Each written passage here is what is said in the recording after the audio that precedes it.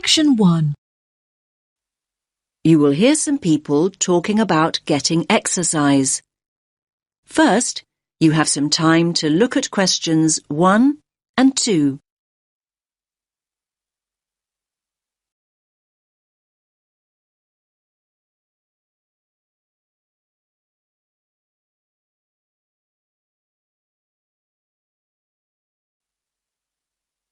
Listen carefully to the first part of the conversation and answer questions 1 and 2.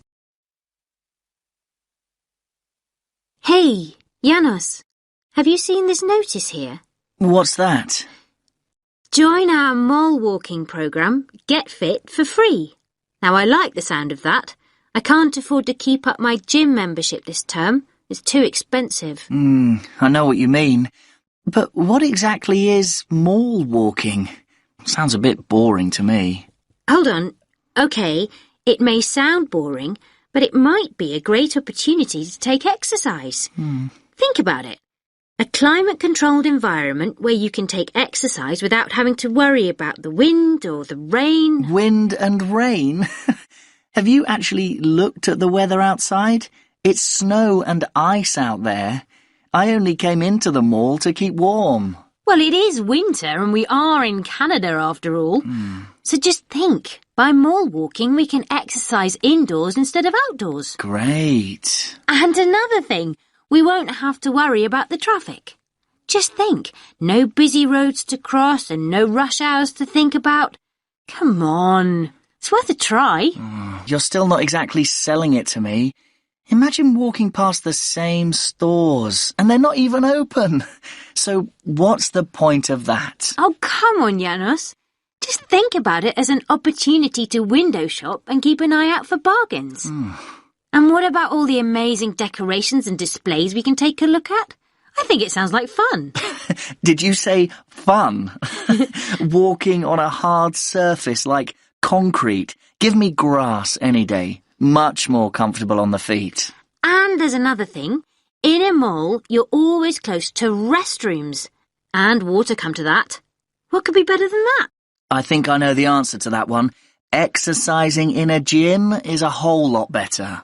Well, anyway, we can get more details at the information kiosk. So, do you want to come with me or not? I'll give it a miss. I'm off to the gym to make the most of my membership before it runs out. Now you have some time to look at questions 3 to 7.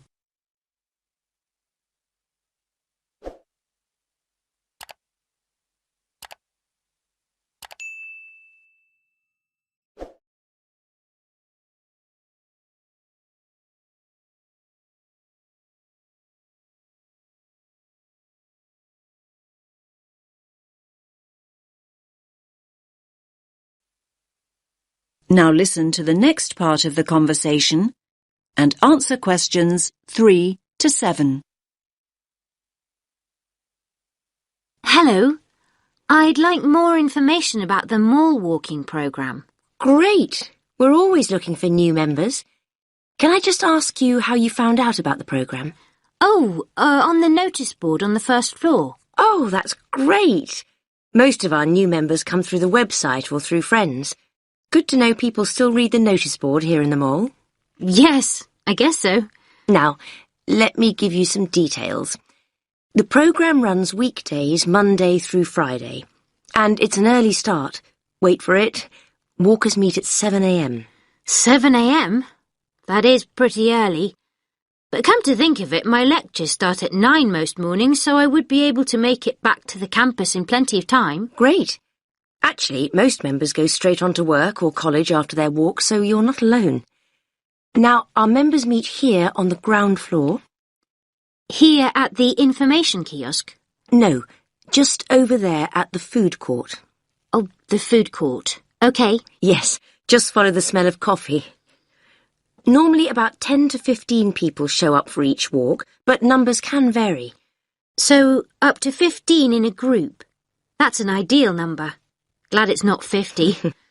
And how long do the walks last? You can expect to walk for 1 hour, but some groups do less, half an hour or so, and a few groups even do up to an hour and a half, so it's best to check when you arrive. Which day were you thinking of starting? Now you have some time to look at questions 8 to 10.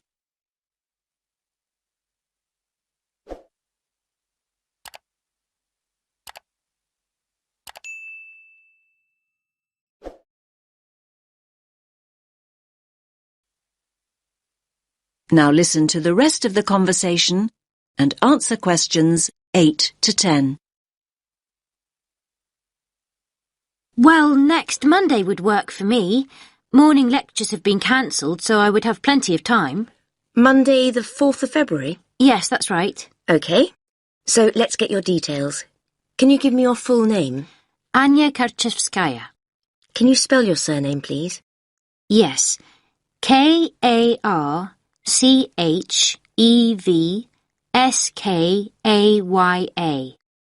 And your address?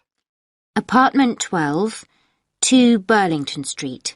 And a contact telephone number? 0757 634 5003. I'll just read that back. 0757 634 5003. Yes. Oh, by the way, new members receive a free gift when they join, and it's a much better gift than last year. We gave people badges, but they tended to lose them, and more recently we provided visors instead, but they weren't very popular. So this year we're giving new members T-shirts. That's great. What colour? Yellow. I've got plenty in stock, so you can collect yours on Monday. Thanks a lot. That is the end of section 1. You now have half a minute to check your answers.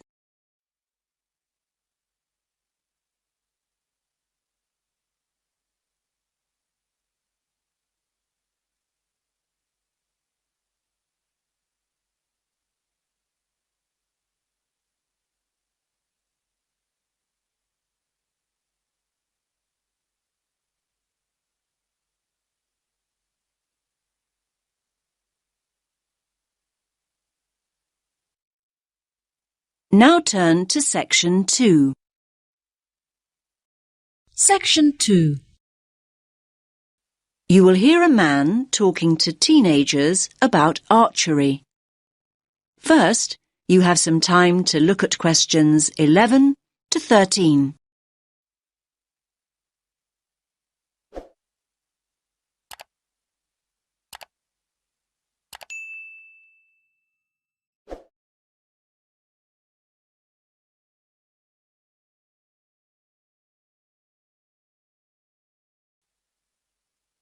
Listen carefully to the first part of the talk and answer questions 11 to 13. OK, can you gather round again? Is everyone here? No, we're missing 2. Ah, here they come now. Right, the next activity is the last one before lunch. So, archery. And I can tell you this activity is the favourite of a lot of our visitors. It's great fun and very relaxing. It can also be competitive. I think we should get the idea, have some practice, and then introduce a bit of competition, if you're up for it. Good idea? I'm going to start with the basics. Archery is the practice, or art, some might say, of using a bow to propel an arrow. Archery was initially used for hunting and combat, an important aspect of warfare in the distant past. Today, archery is largely a recreational activity and sport. The very first bows and arrows, and we're going back thousands of years, were very simple. The bow was straight, but bent into a curve when the string was pulled back. The further back the string was drawn, the greater the tension, and the faster and further the arrow flew. Later, bows were designed to be curved. This meant there was an existing inbuilt tension, and the archer, that's you in a few minutes, exerted less energy drawing back the string. When curved bows were not in use, they were unstrung. That means the string was taken off, so that the bow was not left in a state of tension. I think it's interesting that almost every culture had bows and arrows at some point during their development. Of course, we've all seen Native Americans with bows and arrows in the movies, but the very oldest bows originate from Scandinavia and Northern Europe. The use of bows and arrows died out with the invention of firearms, though I must point out that the earliest gunners were far less efficient than an expert archer. Archery as a recreational activity started to become popular not long after that. Anyway, that's enough history. Do go online, though, if you want to know more. Now you have some time to look at questions 14 and 15.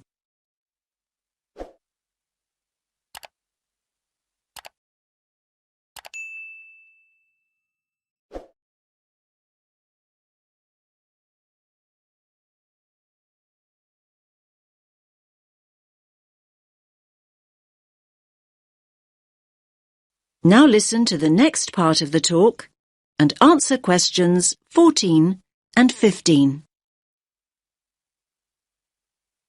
Right, the practical side. First of all, safety. Now, you might have played with bows and arrows when you were kids, but these bows and arrows aren't toys. They're not dangerous if used properly and safely, but they certainly can be dangerous if used carelessly. So everyone, please stand here on this side of the line until I say otherwise. Nobody walks towards the targets until I say it's safe to do so. When I say so, everyone puts down their bow and then we can all go into the target area. Each of you will fire one at a time. I don't want to see anyone load their bow when it's not their turn. When you've fired, you put your bow down and wait until it's your turn again. Is that clear? Now you have some time to look at questions 16 to 20.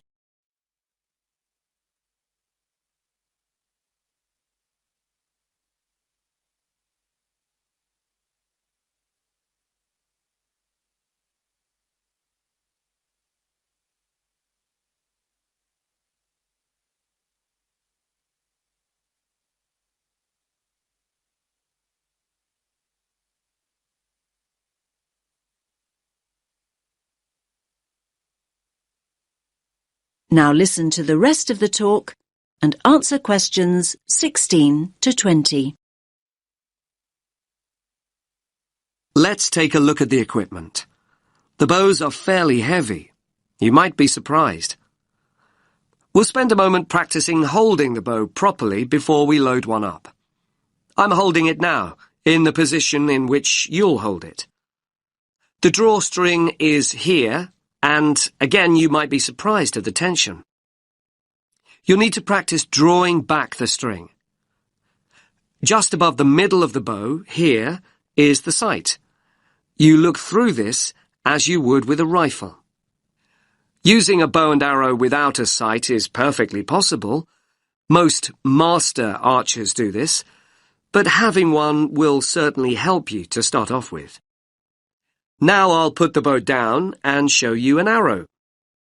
The shafts of our arrows are wooden, but fiberglass arrow shafts are now common too. Traditionally, as I'm sure you'll know, the fletching at the top of the arrow, not the tip end of the arrow, was made of feathers. We have some arrows with feather fletching, but we also have some with what we call vanes. That means the fletching is made of solid plastic.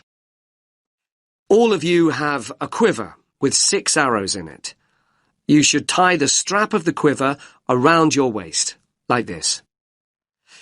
As I've said, you take an arrow from your quiver when I say so, when it's your turn and not before. Oh, I nearly forgot. Protection. Everyone has a chest guard and hand guard, like those that I'm wearing. I'll show you how to put the chest guard on in a moment. And a bracer. The bracer's a smaller arm pad that protects the inside of your arm from the string. For those of you in a t-shirt today, that's important. But the bracer will also stop the string catching on the sleeve of a jumper or jacket. Right, so before we pick up the bows, let's have a look at these chest guards.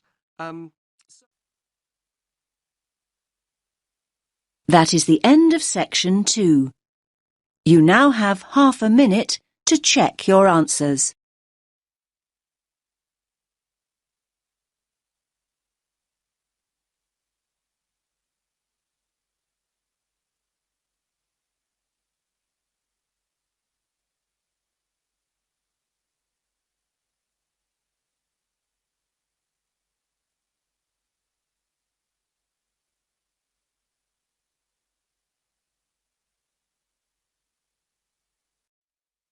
Now turn to section 3. Section 3. We'll hear 2 students talking about reading. First, you have some time to look at questions 21 to 24.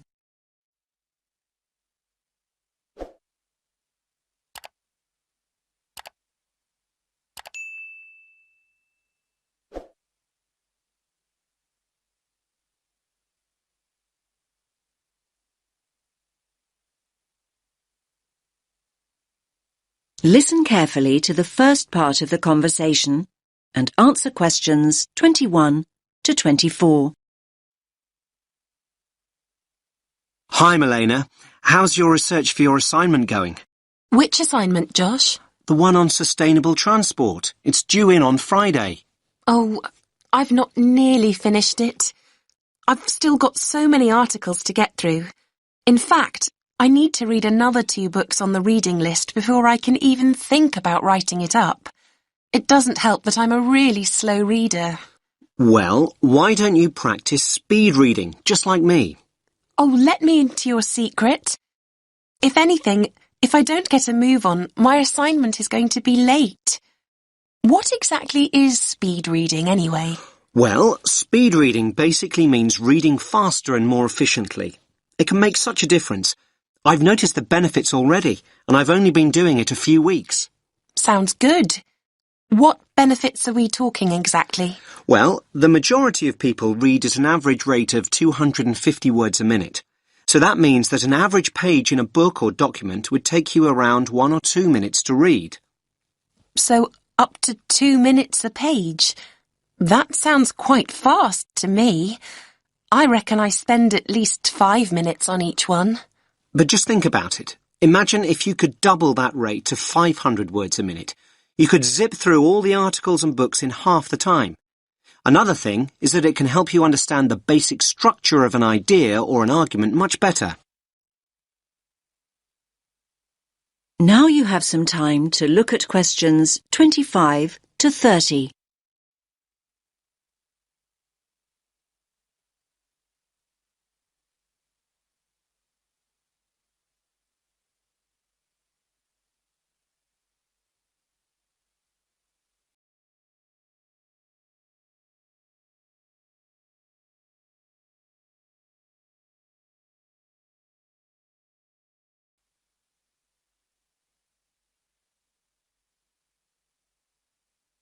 Now listen to the next part of the conversation and answer questions 25 to 30. You make speed reading sound like some kind of sport. Well, actually, speed reading is a bit like playing sport. I like to think it's similar to running. Running? Much too fast for me. I'm more of a jogger. You're not selling it to me very well. Okay, but just think about what it takes to be a fast runner. You can learn the techniques, but to get really good at it and build up your speed, you really need to practice. But athletes train for hours every day. That's true, but your reading speed can improve if you practice a few basic techniques. The first thing to do is to actually find out how fast you're reading at the moment. So, time my current reading speed. But I read so slowly, it will be really depressing to find out just how slow I am. Believe me, timing yourself is a really good idea and it's so easy to do. There are lots of online speed reading tests. You just enter the words reading speed test into Google and loads will come up. You could also do a reading comprehension test and see how well you understand what you're reading. I don't know. But remember to read at your normal speed and time yourself on a few different pages. The average of your times should indicate your average reading speed. What do I do next? Well, the next thing to do, and this is really important, is to get rid of distractions. I used to think that music in the background while I was reading was a good thing, but it wasn't for me. I found I increased my speed by working without any noise whatsoever. I usually read in the library, but there always seem to be people talking around me. Well, try using earplugs to block out all the distractions. Another important thing is to set yourself targets. Basically, if you know what your goal is, you're more likely to achieve it. My goal? Well, that's easy. I need to find out about the problems of accessible transport in Africa and then think about some solutions. I know what I need to do, but I keep skipping back to a sentence I've just read. And at other times, I go back a few pages just to make sure that I've read something right. I know what you mean. Actually, a lot of people do that when they read. They reread material when they don't actually need to. It's called regression, and it's important to get out of the habit of doing it. You can reduce the number of times your eyes skip back by running your finger or a pencil along each line you read. Your eyes will follow the tip of your finger, and this helps you avoid skipping back. Why not give it a try? Yes, I think I'll give it a go. But I suppose the first thing to do is find out what my reading speed is. What a thought! That is the end of section 3. You now have half a minute to check your answers.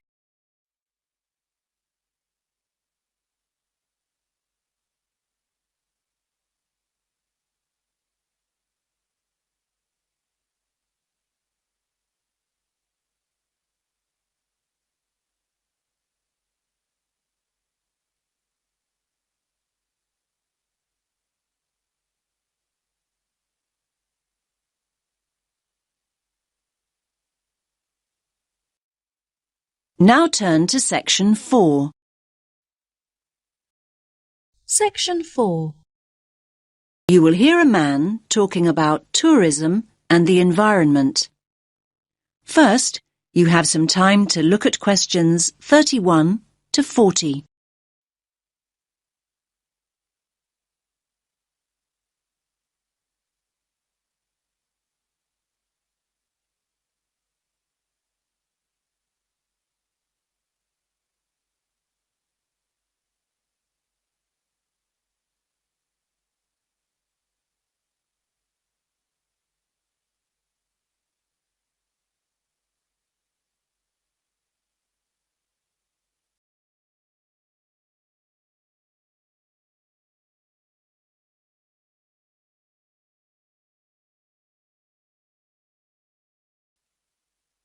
Listen carefully to the talk and answer questions 31 to 40.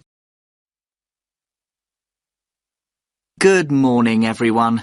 Let's make a start.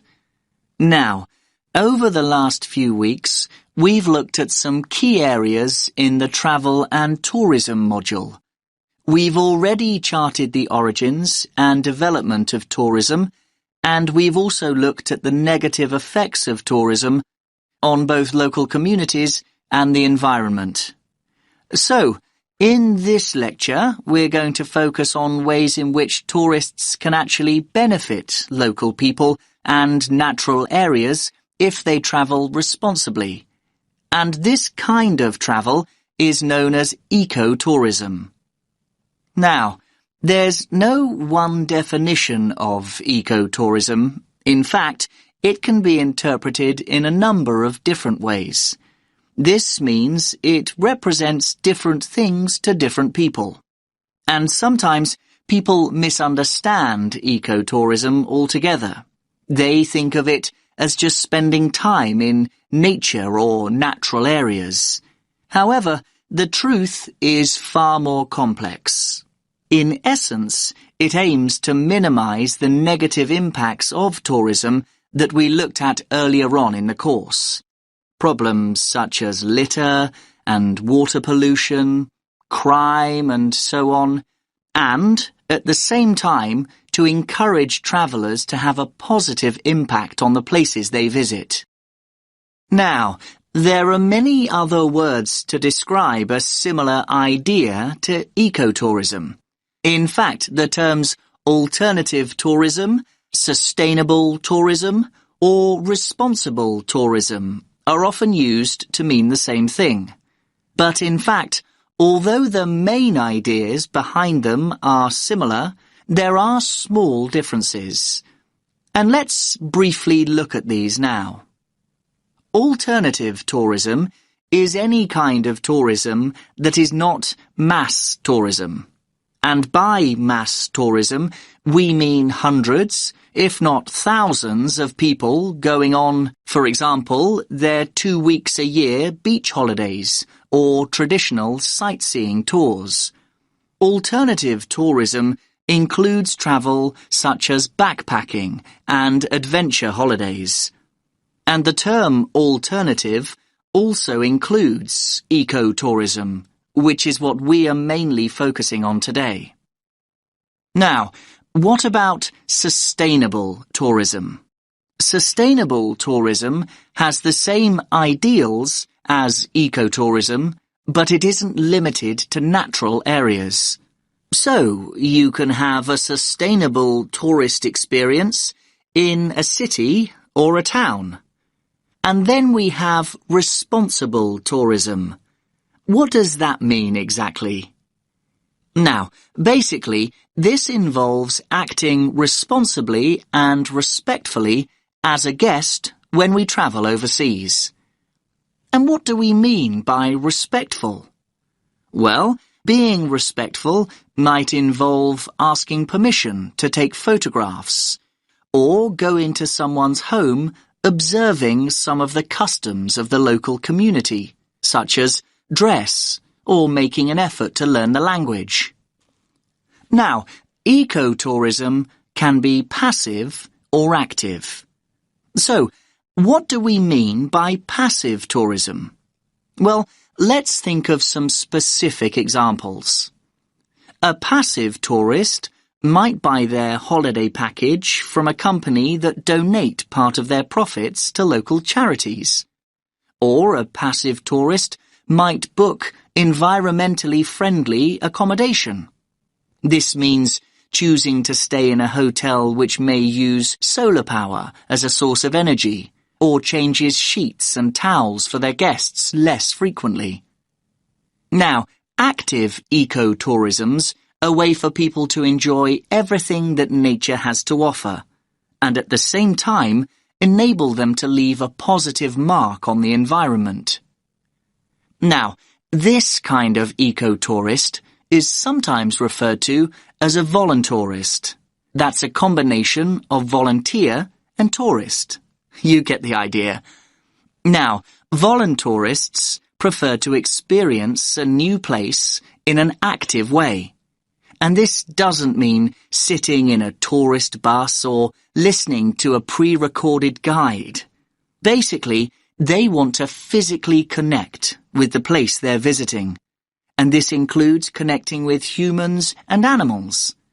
Now, their approach to travel can make a real difference, and can really benefit the places and the communities they choose to visit.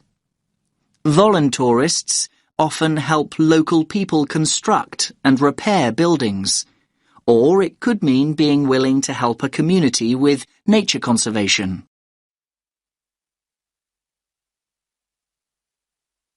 So let's think of some specific examples of this kind of work in action. Now, voluntourists have helped local communities to plant hundreds of trees and installed identifying signs in the rainforests of Costa Rica. They've also helped with sustainable food production in Cuba, and in Jamaica, they've been involved in the cleaning up of local rivers. And in Thailand, they've worked on building ecologically sustainable reforested habitats.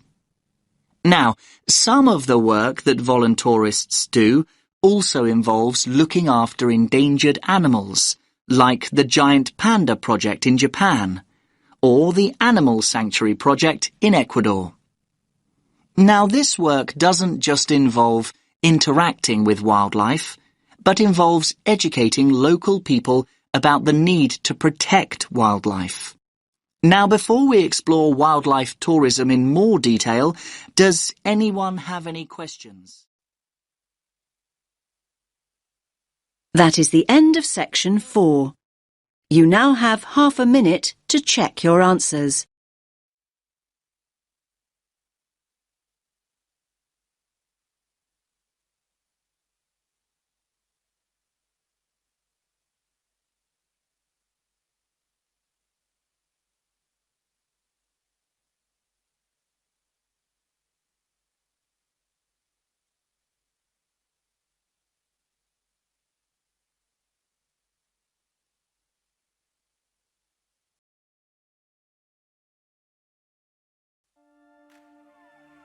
You now have 10 minutes to transfer your answers to the answer sheet.